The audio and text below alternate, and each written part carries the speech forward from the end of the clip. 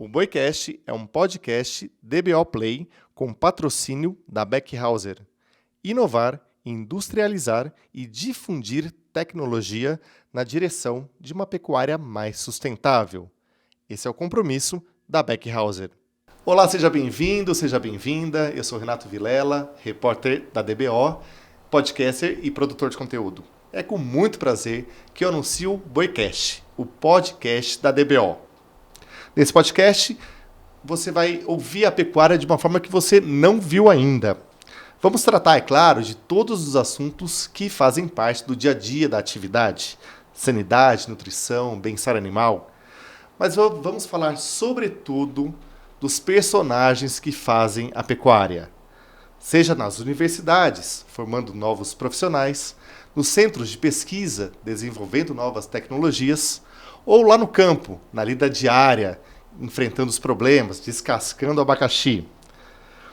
Você pode acompanhar o Boicast DBO pelo DBO Play e também pelo Spotify, nessas plataformas. Vamos então para o primeiro episódio, o episódio inaugural. E para esse primeiro programa, eu tenho a honra de receber, nos estúdios DBO, Enrico Lippi Ortolani, que é médico veterinário e professor da Faculdade de Medicina Veterinária e Zootecnia da USP, além de colunista da revista DBO e do portal DBO com seu radar sanitário, cada vez mais visualizado no portal, conteúdo de riquíssima qualidade. Não posso me esquecer, é claro, que o professor Ortolani também é consultor do Globo Rural, programa que está no ar desde 1980. Professor Ortolani, muitíssimo obrigado pela sua presença nesse nosso episódio inaugural do Boicast DBO. É um enorme prazer estar aqui, estar conversando com você e estar conversando com milhares de pecuaristas, de gerentes, de veterinários, zootecnistas, de agrônomos, de tanta gente que movimenta esse segmento tão importante que é a pecuária de corte. Mais uma plataforma para a gente conversar, né, professor? As pessoas podem ler a sua coluna na revista, podem acessar o radar sanitário no portal e agora também podem te ouvir no Boicast DBO ou também podem te ver aqui no vídeo. Professor, nesse primeiro episódio, né, vamos destacar a cisticercose, né? E vamos tratar, claro, também da tua trajetória profissional. Tenho muita curiosidade para saber bastante aí como é que você enveredou também pela área da escrita, que faz muito bem, a gente vai tratar desse assunto. Mas antes da gente começar esse nosso bate-papo, eu acho só dar uma contextualizada aqui na cisticercose, né? Que é uma doença que causa muito prejuízo para o produtor, né? Quando o animal ele vai para o abate, né, você tem ali na linha de inspeção toda uma equipe de profissionais que ficam atentos a qualquer anormalidade que tenha naquela carcaça. No caso da cisticercose, são os achados, são os cisticercos que podem constar ali na carcaça. E quando esse trabalho de inspeção é feito, se é encontrado algum cisticerco, ele tem que ser retirado da carcaça. O professor vai explicar aqui, a infecção pode ser leve, pode ser moderada, pode ser grave. Dependendo de como ela for, a carcaça tem um certo destino, né? Mas nós tivemos aí uma legislação que alterou um pouco das regras. É isso que a gente vai falar. E está em vigor, né, atualmente, o decreto 10.468, que atualizou o artigo 185 do RISPOA, que é o famoso Regulamento de Inspeção Industrial Sanitária e Sanitária de Produtos de Origem Animal. O que diz esse decreto de forma muito resumida? Que mesmo que seja encontrado um cisticerco na carcaça, e além daquela parte ser removida, essa carcaça tem que ir para tratamento, né? Isso envolve uma série de questões ali na indústria. Por quê? A indústria ela tem que reservar uma câmara de sequestro para essa carcaça e se elas forem se acumulando ali, a indústria vai perdendo espaço, tem que ficar por pelo menos 10 dias. E isso naturalmente tem um custo de refrigeração para a indústria e pode até vir ali a causar um problema na escala de abate se muitas carcaças forem se acumulando nessa câmara. E o que a indústria fez com isso? Ela passou a penalização para o produtor. Então nós temos aí registros de produtores que são penalizados de 30% até 50% no valor da carcaça.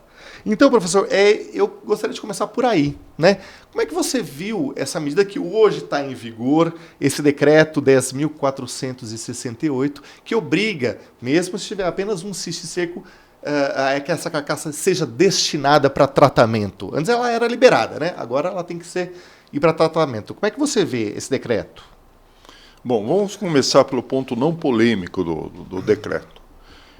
Toda vez que você acha 8 cisticercos ou mais, significa que provavelmente vão existir mais cisticercos na carcaça e que realmente passa pela capacidade da inspeção de verificar em outros tecidos, né? Então, a questão vamos dizer, do destino para a graxaria, eu acho que está dentro daquilo que você espera. Tá, a partir de 8 cistos. 8 cistos. Só contando um pouquinho algo que pouco se fala. Tive uma época que o Brasil perdeu parte do mercado do Egito, por causa da Índia. A Índia começou a colocar carne de búfalo lá muito barata. Só que o que aconteceu? Eles perderam parte desse mercado porque acharam em carcaças que chegaram no Egito, algumas delas com grande quantidade de cisticercos. Então não é um problema só do Brasil. Então isso poderá penalizar toda a cadeia de exportação. Então, em relação a isso aí, não existe polêmica, na minha opinião. O que existe polêmica é em questão do número baixo de cisticercos e, às vezes, os chamados cisticercos calcificados. Ou seja, o animal, por uma reação que vai ocorrer, ele já matou o cisticerco. E ele, teoricamente, não tem risco, né? Porém... Esse animal, por exemplo, ele pode ter sido tratado e aí esse cisto seco está calcificado. Tá aquela larva morreu dentro daquela cápsulazinha. Sim. Porém, o que o pessoal do RISPOA, que fez a base teórica desse decreto, o que eles comentam é o seguinte, que se existe esse cisticerco calcificado, existe também vivos, e o que é, de uma certa forma, verdade. Porém, eles foram extremamente rígidos quando você encontra um outro cisticerco, ou seja, até 4, eu acho que deveriam, principalmente se você tiver o cisticerco morto, calcificado, ele não deveria ser penalizado. Ele não deveria. Agora, num número maior de cisticercos, principalmente vivos, aí sim, aí eu acho que o decreto, na minha opinião, foi muito penalizador para o pecuarista, porque ele que vai pagar a conta. Porque antes, né, professor, só para quem está nos ouvindo, para poder entender, se achava ali um cisto seco, ele tinha que fazer na toalete, retirava. Então, qual que era o prejuízo do produtor? Era aquela parte que era removida. Então, assim, ia descontar do peso da carcaça. Exato. E vida que segue, né? Segue o jogo, como se diz. E agora não, né? Agora, mesmo que tenha um, ele tem que ir para o tratamento. E aí é uma questão da indústria, porque isso não existe uma regulamentação, né? Cada indústria tem aplicado ali um deságio, né? Sim, além da questão da penalização econômica, você vai ter outras complicações também, né? E isso tem levado vamos dizer, a muito pecuarista, e eu diria muito veterinário de campo, que é chamado para resolver um problema que, eu com todo respeito, é um enorme pepino, que às vezes as escolas não abordam bem. Eu fui chamado para resolver alguns problemas de cisticercose em rebanhos, e ela é muito mais complicada do que se pensa. Inclusive, eu discuti com o pessoal da defesa que a logística para você acabar com a cisticercose é muito mais complicada do que se pensa. E agora ainda, no meu último artigo, eu escrevi sobre a questão da silagem. Nós fomos atender uma propriedade em que eles estavam usando uma silagem cujo o riacho que eles usavam água para irrigação era uma água contaminada com esgoto humano, que transmitia os ovos de cisticerco. Então, o que aconteceu? esses ovos são relativamente resistentes e mesmo com a fermentação da silagem, muitos animais estão morrendo, tiveram a cisticercose com esse problema. E isso suscitou, já nesse meu último artigo, a um início de trabalho científico que eu fui convidado como professor do Mato Grosso do Sul para fazer um teste sobre como a silagem pode transmitir e o que acontece com esses ovos no decorrer da silagem. Então, a gente sabe que temperaturas acima de 50 graus mataria esses ovos, porém na silagem, no processo de ensilagem, você não atinge essa temperatura. Né? E muitas vezes, na parte superior da silagem, que você tem uma menor fermentação, é onde mais você teria o risco dos ovos sobreviverem e futuramente causarem... Impressionante, quando a gente pensa cisticercose, a gente pensa em água, né? A gente nunca tinha ouvido assim, desse problema estar relacionado, por exemplo, à silagem. Silagem. Olha, por exemplo, existem outros casos que são assim impressionantes. Tem um caso numa propriedade que depois de muito se investigar a água e se investigar outra coisa, descobriram que estava ligado com aveia. Eles tinham uma ração concentrada que continha lá 5 a 10% de aveia, que era relativamente barata. E eles foram investigar essa aveia, que mesmo seca, né, e que vinha do Paraná, eles descobriram o seguinte, que essa aveia ela era cultivada ao lado de uma tribo indígena. E eles iam defecar exatamente no campo de aveia. Então, vejam que o negócio é muito mais complicado do que se pensa. Por exemplo, tem a questão das aves. As aves, elas podem... o ovo ele tem como se fosse uma fita adesiva. Ela gruda no pé das aves e a ave pode levar para o bebedouro ou para as lagoas, pode contaminar com ovos. Então é muito mais complexo do que o pessoal vamos dizer, do RISPOA pensa, né? E sobra o grande problema para o veterinário de campo. É um desafio e tanto a gente vai falar. Sei que você preparou uma arte aqui para mostrar e para dizer aqui também para quem nos ouve, né, como é que é todo esse ciclo, porque o homem tem uma participação essencial. Fundamental. Né, fundamental nessa doença, a gente vai ver tudo isso. Professor, recentemente você abordou a cisticercose na sua coluna, né, no Radar Sanitário, que está aí no portal DBO. Relata assim, para quem ainda não leu, né, não viu ali no portal, esse problema que aconteceu no Mato Grosso do Sul. Bom, foi-me relatado por esse pesquisador lá daquele estado, um surto que ocorreu e que o proprietário foi penalizado em 9% dos animais, ou seja, um número considerável, né? Se você pensar que ele só recebeu 50% do valor da carcaça. 9% dos animais que foram para o abate. Que foram para abate. E que estava dentro daquela margem de até 8 cisticercos. E descobriram, então, que esses animais passaram por um local, antes de entrar no confinamento, que era uma grande pastagem que tinha muito acesso a ser humano. Então, por exemplo, tem um estudo no estado de São Paulo mostrando que quanto mais pessoas volantes que estiverem trabalhando, por exemplo, em colheita de cana, em conserto de estradas e em outras coisas, muitas vezes ele ia defecar nas pastagens. E isso era fonte de infecção.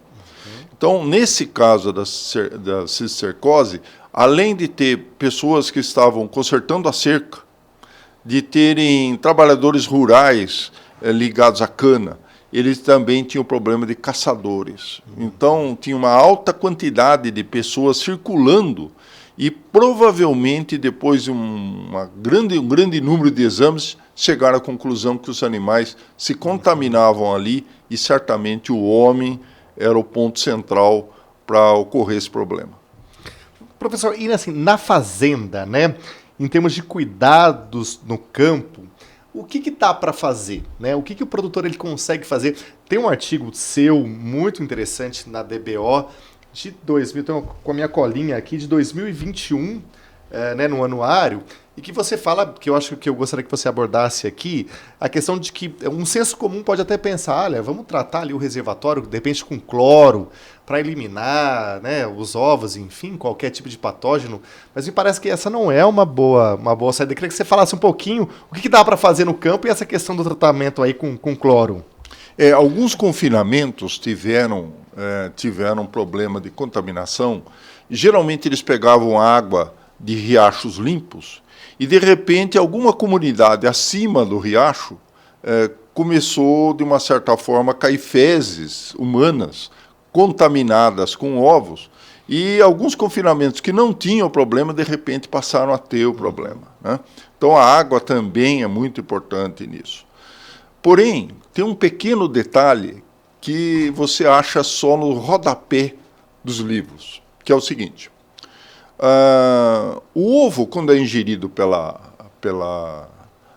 por um bovino, onde é que ele acorda e vai sair a larvinha lá dentro desse ovo? Exatamente no estômago, no abomaso do animal, em que você tem um pH que a gente diz muito ácido por causa do ácido clorídrico, né? Como que é o tratamento da água, né? O tratamento da água passa por vários estágios. Um deles é a chamada floculação, né? Floculação, ou seja, você vai jogar algo assim como sulfato de alumínio, outras substâncias químicas, para flocular e precipitar vamos dizer, todas as sujidades maiores que tiverem. E você termina tratando essa água, inclusive para nosso consumo humano, com hipoclorito, que é a base de cloro. Alguns tentaram tratar só com hipoclorito. E o que aconteceu? Aumentou a cisticercose. O que aconteceu? Porque é exatamente o mesmo efeito do ácido clorídrico. Ácido. Porém, a floculação, eles descobriram que, além de precipitar os ovos, né, que no fim é retirado como se fosse a lama, né, nessa lama, mata também boa parte dos ovos. Então, é um detalhe que você vai achar no rodapé dos livros, e que num dos confinamentos que eu fui atender, a partir do momento que eu passou a fazer o exame completo da água, o tratamento completo da água, sumiu a cisticercose. Perfeito. E em termos de alimentação, professor, assim, fazer análise, por exemplo, nesse caso da silagem, né? Fazer análises periódicas, assim, periódica não, né? Se o problema existe, se aconteceu, pode fazer essa análise da água e também do produto, da silagem que está sendo dada, também é uma medida no campo? Em relação à silagem, o problema que nós constatamos é o seguinte: era num rebanho que tinha uma silagem que era irrigada por uma água contaminada.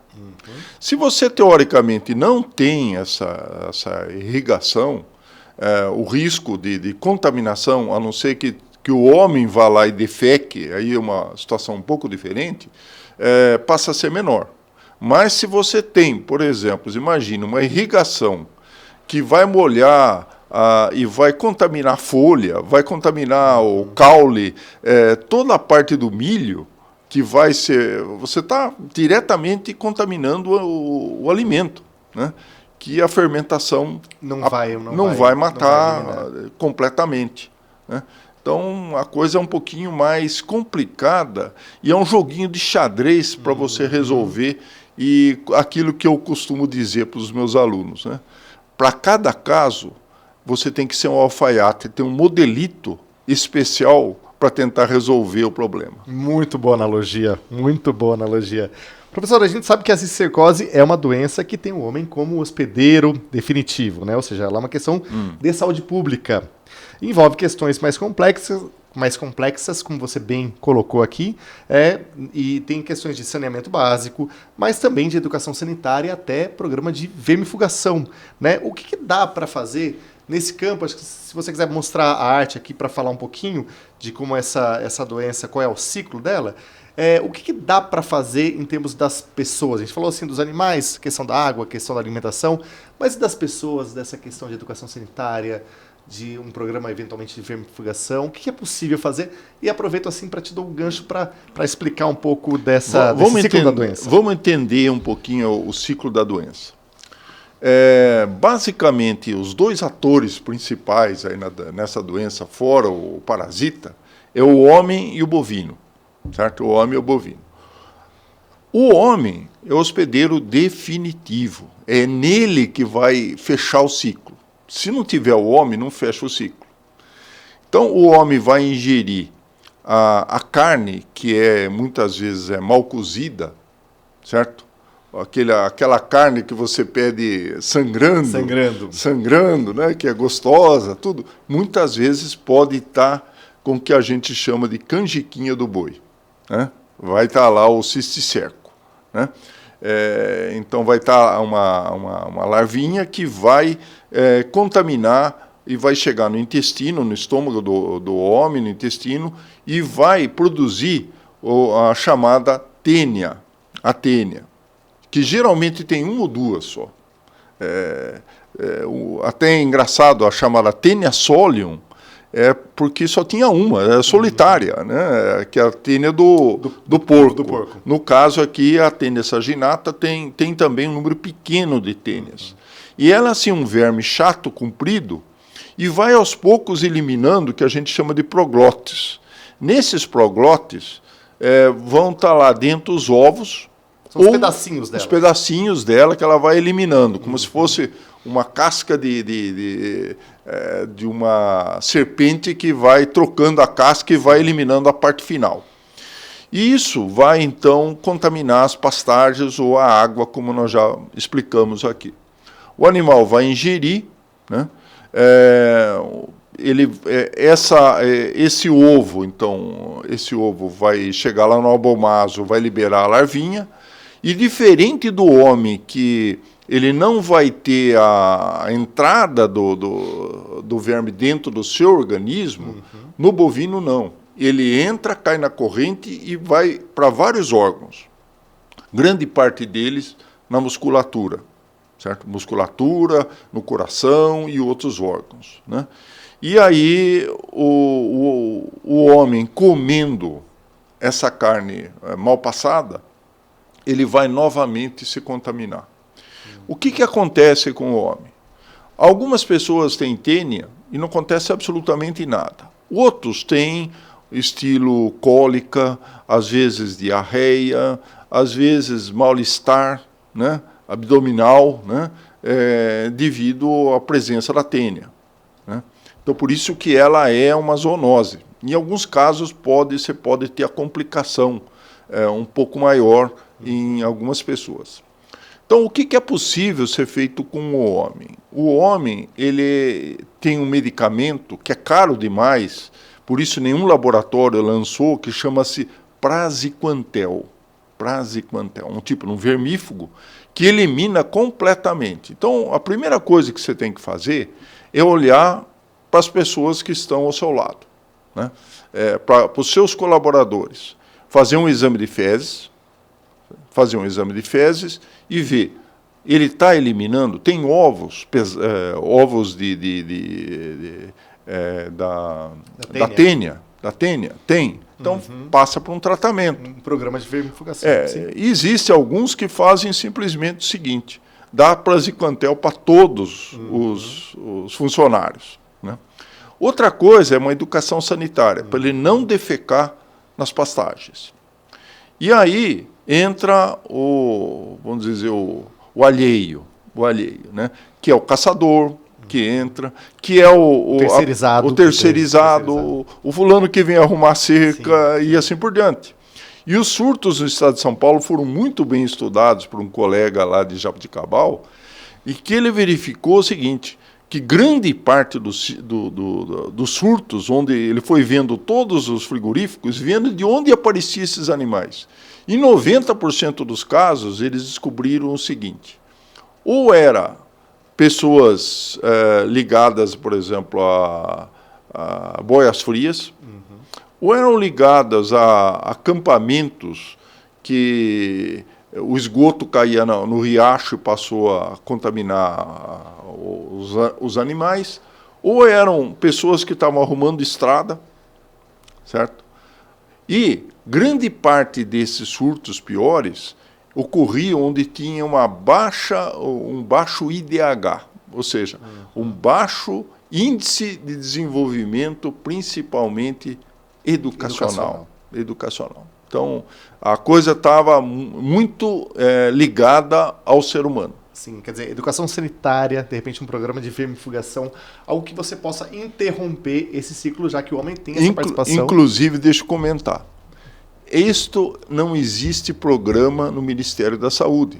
Então, quando você pensa em cisticercose, por ser uma zoonose, não é uma coisa só ligada ao Ministério da Agricultura, mas também ao Ministério da Saúde, que não considera uma doença importante. E pensar que num país como o nosso, que a gente tem um problema seríssimo, crônico, de saneamento básico, né? Inclusive, tem levantamentos que sugerem que existam 6 milhões de pessoas né, com cisticercose. Com cisticercose no Brasil. Bom, a gente vai para um rápido intervalo, um breve intervalo, com o oferecimento da Beckhauser, patrocinadora do Boicast. Inovar, industrializar e difundir tecnologia na direção de uma pecuária mais sustentável. Esse é o compromisso da Beckhauser. Pioneira no desenvolvimento e criação de tecnologias que tornam a contenção bovina cada dia mais segura, a Beckhauser completa 50 anos, com a certeza que o bem-estar animal e humano é um único caminho para que tenhamos uma pecuária sustentável. E é por isso que neste ano inauguramos a mais moderna fábrica do mercado, um espaço altamente produtivo, onde seguiremos agregando ainda mais valor e produtividade nas fazendas do Brasil e do mundo. Beckhauser, seu resultado passa por aqui. Voltando agora com o nosso Boicast DBO, nesse que é o nosso primeiro episódio, aqui com o professor Enrico Ortolani, professor da Faculdade de Medicina Veterinária e Zootecnia da USP, nosso convidado, ou simplesmente professor Ortolani, como ele é conhecido. Professor, no início do programa nós falamos aqui sobre a cisticercose, né? Problema que tem aí causado muita dor de cabeça, muito prejuízo para o produtor. Nessa sequência, nessa segunda parte do nosso Boicast DBO, eu quero falar um pouquinho da sua trajetória profissional, né? Para que as pessoas possam conhecer um pouquinho mais o professor Ortolani. Também quero entender como é que veio o seu gosto aí pela comunicação, né? Professor, me fala uma coisa, como é que a veterinária entrou na sua vida, né? Em que momento ali da tua vida que você olhou e falou assim, não, parou e pensou, falou, não, aqui é o meu caminho, eu vou trilhar essa trajetória na minha vida? Conta pra gente. Bom, em rápidas palavras, né? O meu pai, ele veio da região rural e ele trabalhava numa ferrovia. E uma vez era sempre um sonho de infância dele ter alguns animais, né? E em 1900, eu creio que foi em 62 ou 63, ele comprou um pequeno sítio perto do município que a gente morava e começou a criar umas vacas leiteiras. E eu era garoto e entrei nessa roda, né? Então, eu ia entregar leite. Naquela época, não existia inspeção, você fervia o leite e podia entregar de porta em porta. E meu pai me estimulava, dava lá uns centavos por leite entregue, né? Em vez de me dar mesada, eu recebia o dinheiro dessa forma. E eu fui me envolvendo com aquilo. Mas, basicamente... Você é de porta em porta entregando leite? Quer dizer, em alguns lugares, né? A produção não era tão grande assim, né? E meu pai se entusiasmou e entrou numa conversa mole de um bom vendedor, né? E ele comprou umas 7 vacas uruguaias. Então, achava-se que as vacas uruguaias eram muito melhores que as brasileiras. E o que aconteceu naquele lote? Era um descarte lascado. E uma delas adoeceu. Meu pai trabalhava aqui na Barra Funda, né? Ele pegava o trem, vinha trabalhar na Sorocabana, aqui na Barra Funda. E o veterinário foi lá e falou, vocês precisam tratar esse animal. E aí eu e minha mãe, diariamente, no sítio que não era tão longe, e a gente ia e fazia o tratamento. Só que o caso complicou e essa vaca morreu de uma pneumonia. Nós chamamos o veterinário, que era o Dr. Bela, de Sorocaba, formado em 1952 na minha escola, e eu fui lá, garoto, né, acho que tinha uns 8, 10 anos, acompanhar a necrópsia, né? Então ele foi abrindo o animal e foi mostrando para mim, esse é o coração, este é o fígado, este é o rumen, e este é o pulmão. Metade dele, você pode ver, ele está com pneumonia, e metade ele não está com pneumonia, mas foi suficiente para matar a vaca. Então é como aquela história de você olhar um binóculo e enxergar a Lua e gostar dos planetas, ou gostar de astronomia. Eu entrei num mundo novo, né? Eu fiquei meio contaminado, eu falei assim, eu quero ser clínico de bovinos. E eu entrei na escola para ser clínico de bovinos. E olha que alguma sorte me sorriu.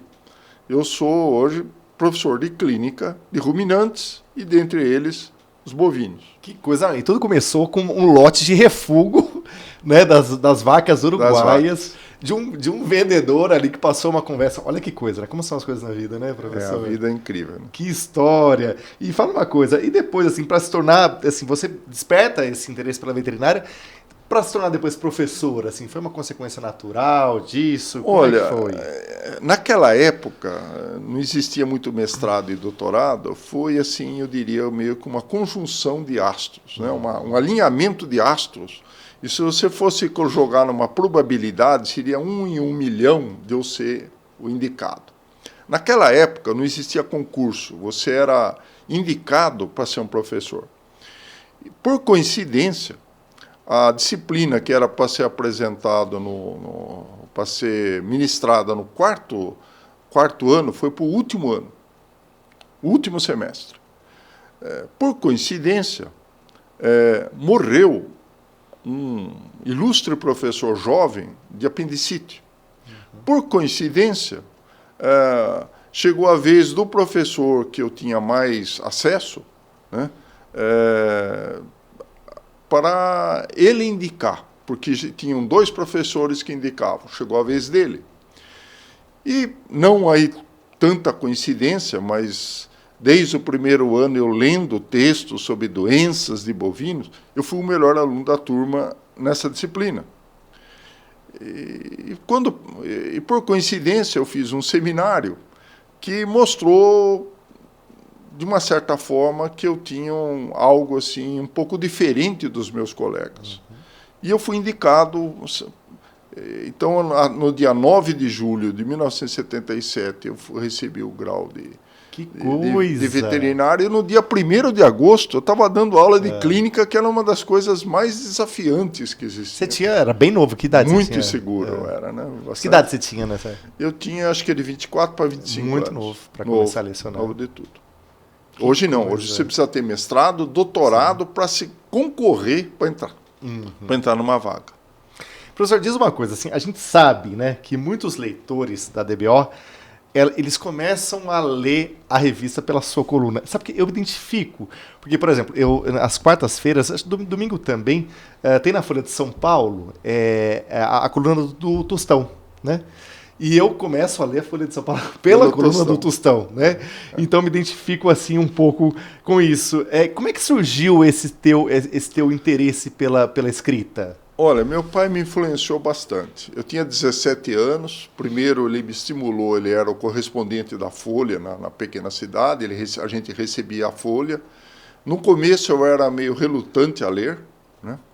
E meu pai, aos poucos, falou assim, você começa pelo esporte, depois vai para os quadrinhos, depois vai para não sei o quê. De repente eu estava lendo os articulistas do editorial da Newton Carlos, Gilmir Betting, lendo uma série de pessoas com uma leitura mais complexa. Então começou aos poucos por esse gosto pela leitura.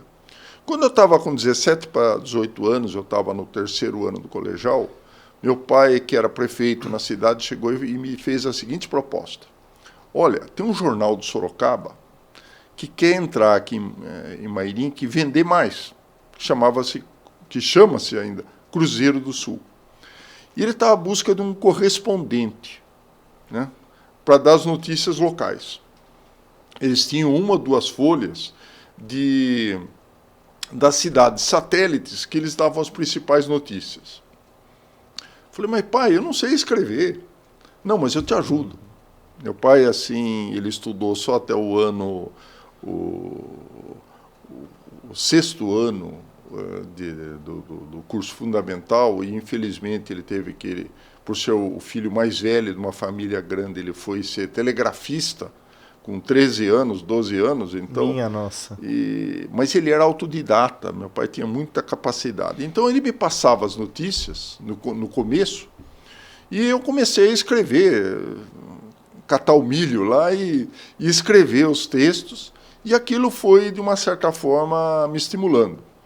E o Cruzeiro do Sul dava, todo mês, um pequeno ajuda financeira, era bem simbólico, para quem publicasse mais artigos e quem escrevia, acho que a cada 3 meses, a melhor matéria, a melhor reportagem. Eles davam esses tipos de prêmios. Eu perdia sempre, porque tinha um correspondente de Tietê, que ele era aposentado, juntava 2 beatas lá para rezar, era notícia. Então eu sempre perdia. Mas, porém, eu ganhei 3 prêmios. Uma que eu entrevistei e saiu capa do Cruzeiro do Sul, uma longa entrevista com o governador da época, Laudo Natel. Nossa, Laudo Natel. E que eu trouxe um grande número de perguntas, não só do que eles estavam pensando para a minha cidade, como para a região. Depois eu ganhei outro prêmio, quando eu dei uma manchete, dei um furo, que deu também a manchete do Cruzeiro do Sul, que era a abertura do primeiro grande loteamento à beira de uma grande estrada, que era o Porta do Sol, que eles chamaram os melhores arquitetos e o Burle Marx para fazer toda a parte de... Então foi uma notícia extra que deu manchete, que eu ganhei também um prêmio. Depois desse ano, né, eu fui para fazer o cursinho em Piracicaba, e eu falava assim, não, eu gostei dessa área de informação, de escrever, e tem até uma passagem engraçada. Eu fui para o jornal de Piracicaba, e eu ia fazer o cursinho à noite, né, e cheguei lá e me ofereci. Mostrei todos os meus artigos, algumas coisas que eu tinha ganho, etc. E, naquela época, pouquíssima gente estudava inglês. Não tinha o curso de inglês como tem hoje. Hoje você tem em toda esquina curso de inglês. E eu tive sorte de receber um americano na minha casa e fazer 3 anos um curso básico em Sorocaba, que era muito bom. E ele me levou numa sala e falou assim, vamos fazer um teste. Né? Ele me deu um fone de ouvido, ligou uma fita e falou, você vai me contar depois o que esse pessoal está falando. Né? Era se eu não me engano, isso foi em 72, alguma coisa ligada à Camboja, que eles estavam usando o Camboja para atacar o sul do Vietnã do Sul. Ou seja, eu traduzia a notícia. Né? Que não era simples, né? Não era simples, que era da BBC. Tá. E quando eu acabei de traduzir, eles falaram, você está contratado. Aí, tá bom, em que hora que eu vou trabalhar? Isso é chamado rádio escuta, para eles não pagarem o PI, essas grandes redes de notícia, eles colocariam alguém ouvindo a notícia e traduzindo e dando uma nota. Né? Falou, você vai ter que trabalhar de madrugada. E aí eu desanimei, não dava. Né? Falou, eu vim aqui para fazer o vestibular, para me preparar e entrar na faculdade de veterinária. Mas aquele sonho de jornalismo não acabou. Quando eu me formei, eu comecei a escrever, acho que foi em 1978, eu comecei a escrever para o suplemento agrícola. Do Estadão. Para vocês terem uma ideia, né? O Estadão vendia 450 mil jornais em média por dia. Às quartas-feiras, que era o dia do suplemento agrícola, subia para 520 mil. Então, 70 mil a mais compravam o jornal por causa do suplemento agrícola. E eu escrevi uma quantidade grande de artigos lá sobre doença de ovinos, que eu fui fazer um curso na Escócia, alguma coisa sobre bovinos, e aquilo foi bastante marcante, né? Depois eles me convidaram, um dia eu cheguei a escrever um editorial no suplemento agrícola, né? Respondia cartas, eu fui chamado para ser temporariamente um consultor. Aí eu fui para o exterior, voltei, dei muita entrevista para, então, Balde Branco, a Granja, ou seja, inclusive a DBO, todo mundo, por falta de fontes, e eu comecei a abrir essa oportunidade, eu fui fonte de muitas matérias. Até que em 1997, o editor-chefe do Globo Rural, que tinha lido meus artigos do suplemento agrícola, que já tinha fechado nessa altura, me chamou para ser o consultor veterinário. Que eu estou lá, já completei agora, dia 17 de junho, né, desse ano, completei 26 anos que eu estou à frente da parte de consultoria veterinária. Nossa, porque, assim, para quem te conhece é um barato, né? Porque às vezes eu estou assistindo ali o Globo Rural e falo, não, segundo o nosso consultor aí, Henrique Ortolani, e fala, eu conheço, é meu amigo, licença poética. Mas você está há 26 anos? 26 anos. É um jeito de você trabalhar, vamos dizer, na retaguarda, e de você filtrar as informações corretas. Sim, a gente avalia tudo menos o mercado. Todas as matérias, hoje, por exemplo, já havia as matérias que nós vamos ter uma reunião agora à tarde, e que depois que o veterinário e o agrônomo aprovem e que há uma aprovação também com os jornalistas, é mostrada naquele domingo ou nos próximos. Eu vou te perguntar, professor, um pouco dessa história aí no Globo Rural, né? Tenho uma curiosidade para saber qual que é a demanda, mas eu queria pontuar aqui, né, que você se tornou colunista da DBO, e sabe que eu estava preparando aqui o roteiro, né, para a gente poder conversar, e eu me lembrei de assim, essa coisa de você ter essa habilidade literária e também na área veterinária. Eu me lembrei de um documentário que eu assisti, eu adorei, chamado Um Homem de Moral, um documentário sobre a vida do Paulo Vanzolini, né, nosso grande compositor, do nosso cancioneiro, né? Assim, para os mais novos, né? Paulo Vanzolini é autor, por exemplo, de Ronda. Né? Um grande sucesso ali, gravado pela nossa inesquecível Inesita Barroso, né? Início dos anos 50. E tem uma autora do documentário que o Paulo Vanzolini, aparece o Drauzio Varela, que foi aluno dele. Aluno, porque o Vanzolini, ele foi, inclusive, diretor do Museu de Zoologia da USP, né? E tem uma hora que o Drauzio fala assim, olha, o Paulo Vanzolini, ele é um exemplo raro de virtuose em duas áreas do conhecimento, na zoologia e na música, né? E você conseguiu transitar muito bem, assim, a tua primeira, claro, profissão é a veterinária, mas conseguiu também transitar muito bem nessa parte literária. Eu me lembro, por exemplo, a gente fez uma matéria juntos sobre raiva, já faz algum tempo. Era um especial e eu lembro, assim, que você começava a sua parte ali contando da história do Conde Drácula. E eu achei aquilo fantástico, né?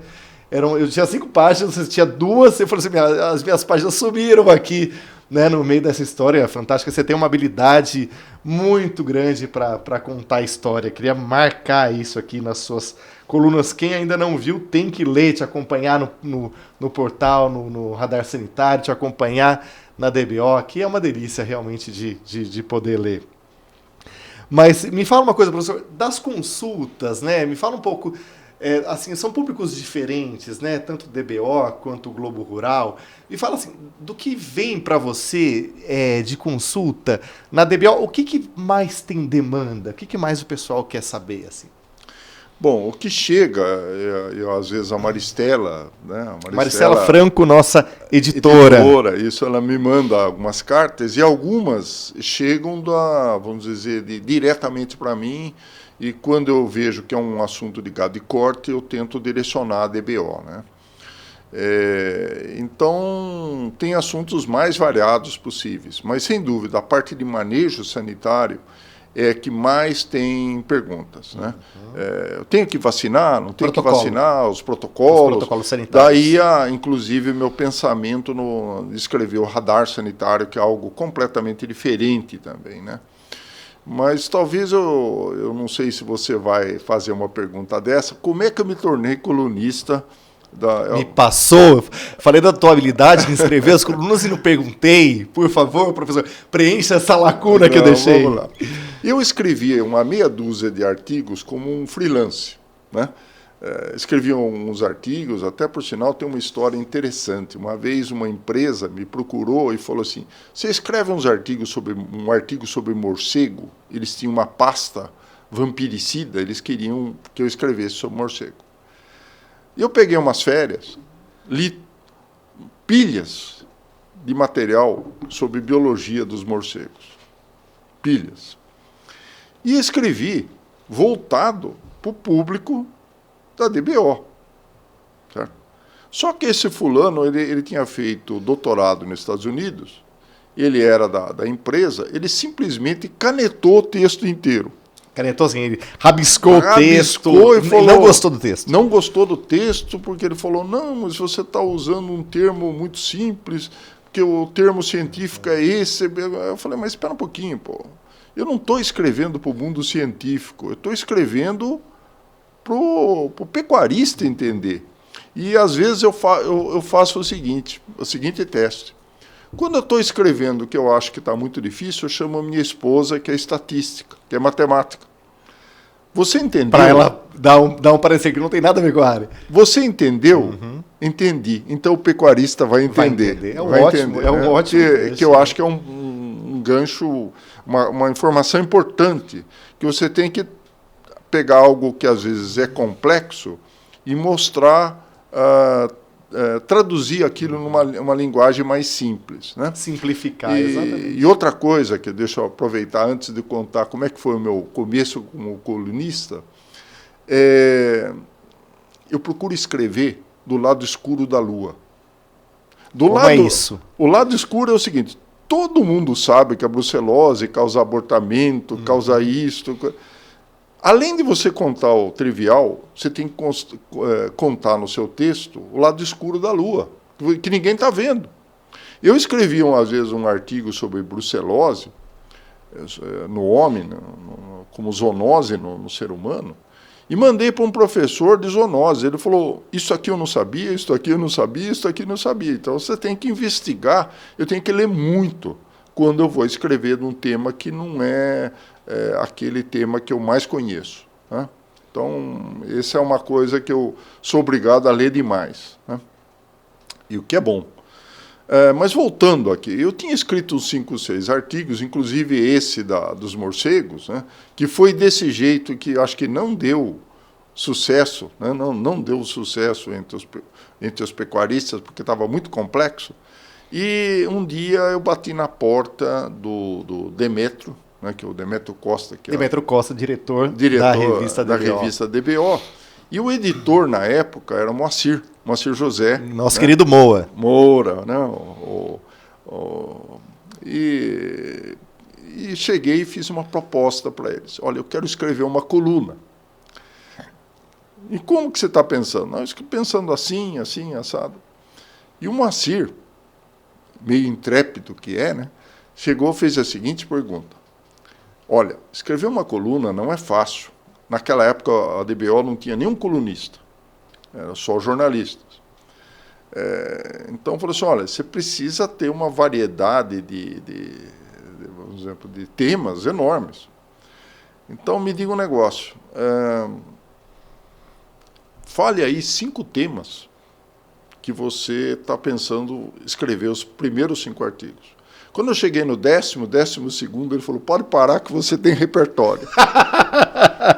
Você tem repertório. Foram os 10. Não, porque às vezes você começa escrevendo, igual aquela coisa de alguns autores que escrevem 2 ou 3 livros sensacionais e depois morrem. Sim, porque não tem outras ideias. Né? E eu sou muito alimentado por aquilo que eu estou atendendo, que eu tenho que responder uma dúvida, das dúvidas que os colegas me mandam do campo, daquilo que eu vivi do passado. Por exemplo, aguardem isso, vai ser um dos próximos textos. Eu voltei do norte de Minas e encontrei lá um grave quadro de deficiência de vitamina A. Então vai ser para os leitores da DBO spoiler aqui, hein? E para aqueles que não são, que convido a ser, eu vou escrever sobre a deficiência de vitamina A, que pouquíssimos falam, né? Então, que pode causar a cegueira. A cegueira, uma série de problemas, mortalidade de bezerros, uma série de coisas. Fica a dica, olha. Fica a dica. Próximo aqui, próxima coluna, então, o professor Ortolani vai abordar esse tema. De lá para cá, então, eu estou escrevendo há 14 anos. Eu repeti tema só 2 vezes. Uma vez de carbúnculo, sintomático, porque eu vi que estavam surgindo novos aspectos que não estavam sendo devidamente abordados e estava morrendo o animal de carbúnculo. E uma vez eu escrevi sobre, a pedido da revista, pela 2ª vez, sobre a encefalopatia espongiforme bovina, traduzindo em termos, doença da vaca louca. Da vaca louca. Não, da vaca louca. Porque voltou o quadro, então nós contamos aí outras historinhas da doença da vaca louca. Olha, se você não conhece, não leu, eu recomendo, porque é um texto que tem toda uma picardia, é muito bem escrito, assim, eu sou fã, adoro as suas colunas. Professor, e lá no Globo Rural, o que te chega assim de... É outro público, né? É outro público, né? Completamente outro diferente, público. Não né? é um público especializado. Para você entender o Globo Rural, você tem que entender o seguinte. No começo eu tive um pouco de dificuldade para entender. O pensamento deles é um pensamento mais, eu diria, não tão aplicado como é a DBO, que é específica para gado de corte, geralmente para um pecuarista que tem um conhecimento razoável de manejo. Iniciados, vamos dizer assim, né? Os iniciados. Agora, lá não.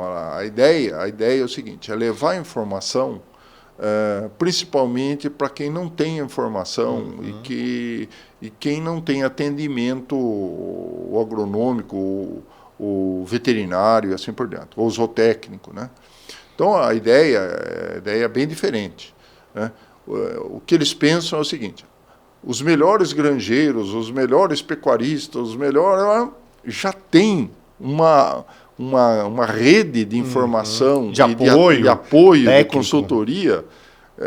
Agora, o pequeno não tem. Então, a ideia deles é mais ou menos esse. Mas, vez por outra, eles mostram também grandes projetos, mas o foco principal não é esse. Né? É um programa fantástico, tanto que está no ar desde 1980, né, professor? 80. Professor Ortolani, olha, foi assim um prazer enorme. Deixa eu só comentar sobre o radar. Vai lá.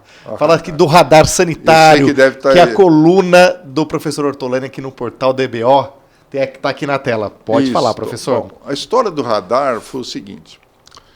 Depois de ruminar muitas ideias, você fica pensando, o que ninguém fala? O que ninguém fala? Eu até diria que o radar sanitário é dividido em 2 partes. A primeira parte é a parte da, vamos dizer, o que você vai fazer naquele mês, por isso que eu mando o radar dia 25, lá para o dia 28, 29 já está no ar, para você saber o que você vai fazer no próximo mês. Vacinação, vermifugação estratégica, planejamento sanitário e assim por diante, né? Então, leia a coluna. E a segunda parte, que é a parte inédita. Eu lia muito uma revista chamada Veterinary Record, que é o seguinte, é Registro Veterinário, que é uma revista escrita por veterinário de campo e também por cientista. E eles tinham um segmento que era o seguinte, era um estilo de um radar. O que vai acontecer de doença de ovinos, de bovinos, climaticamente tem uma grande chance de ocorrer, isto aqui vai estar acontecendo. Então, era ali como se fosse como eu diria, uma previsão do que tinha grande probabilidade de ocorrer. E eu lia isso aí com muita atenção e muitas vezes acertavam na mosca. Vai acontecer um surto de pneumonia em ovinos. Dito e feito, acontecia. Né? Eles trabalhavam muito nesse aspecto. E no Brasil, eu acho que um dos grandes problemas que nós temos no Brasil é logística e estratégia. E além da falta de informação. Nós temos sem teto, os sem casa, os sem um monte de coisa e os sem informação. E essa questão do que está acontecendo de surtos e focos de doenças é uma coisa que o veterinário pode aprender e pode se precaver de não estar acontecendo ou tentar evitar esse problema. Então, a ideia, eu ligo mais ou menos umas 40, 50 pessoas... Eu ia te dizer isso, porque você faz um trabalho de garimpagem junto às agências de defesa estadual, não é? Defesa, muitos veterinários de campo, alguns pesquisadores, algo assim que eu acho que o Ministério devia estar mais à frente e, geralmente, ele funciona como um coletor de dados e, quando ele dá os dados, sempre está 1 ano, 2 anos defasado. Então, por exemplo, nós damos todo mês os focos de raiva que ocorrem em alguns estados. E agora, pasme, eu vou dar uma informação aqui nova. Alguns estados, um deles, importante na pecuária, me pediu para mandar um ofício para eles analisarem se eles vão ou não fornecer esse dado. De onde está ocorrendo o foco de raiva? Isso é uma brincadeira. Que coisa. É uma brincadeira um negócio desse. Né?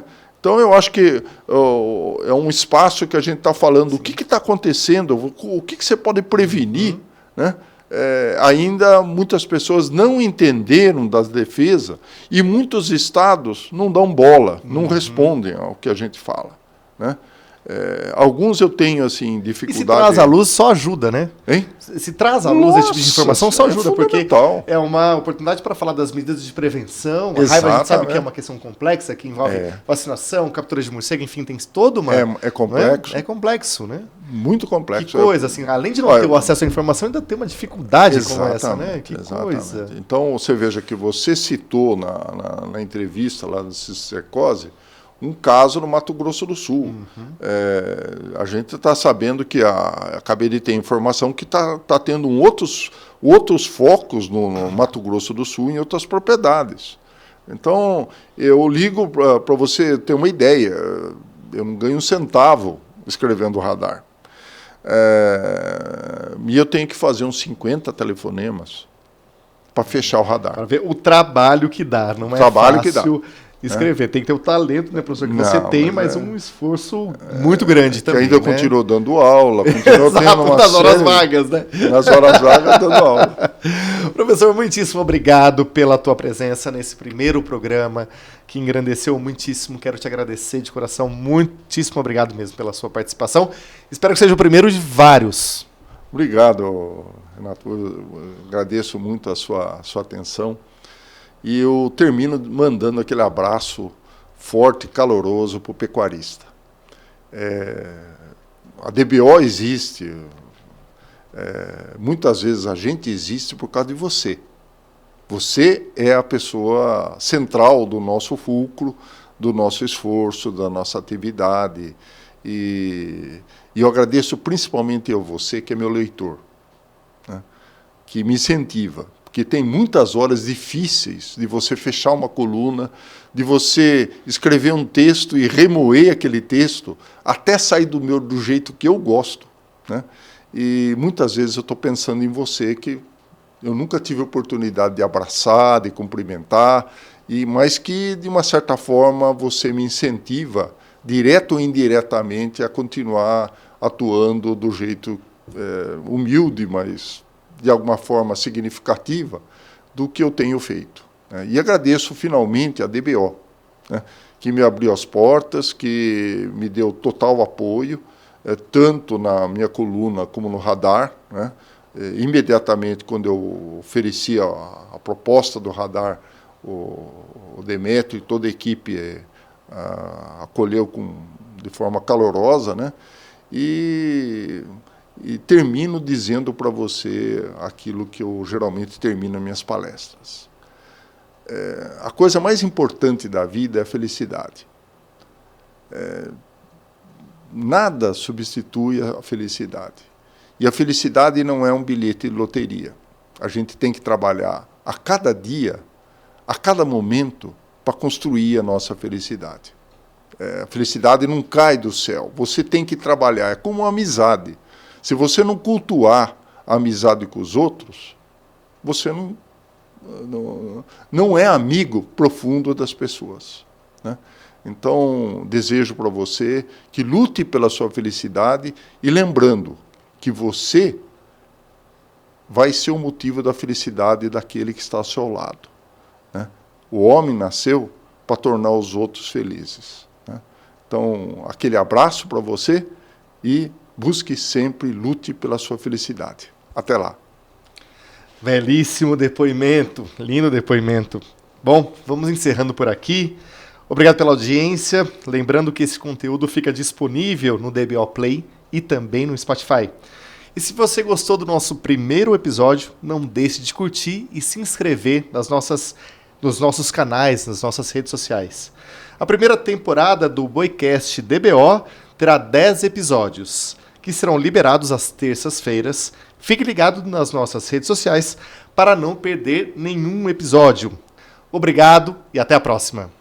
Pioneira no desenvolvimento e criação de tecnologias que tornam a contenção bovina cada dia mais segura, a Beckhauser completa 50 anos, com a certeza que o bem-estar animal e humano é um único caminho para que tenhamos uma pecuária sustentável. E é por isso que neste ano inauguramos a mais moderna fábrica do mercado, um espaço altamente produtivo, onde seguiremos agregando ainda mais valor e produtividade nas fazendas do Brasil e do mundo. Beckhauser, seu resultado passa por aqui.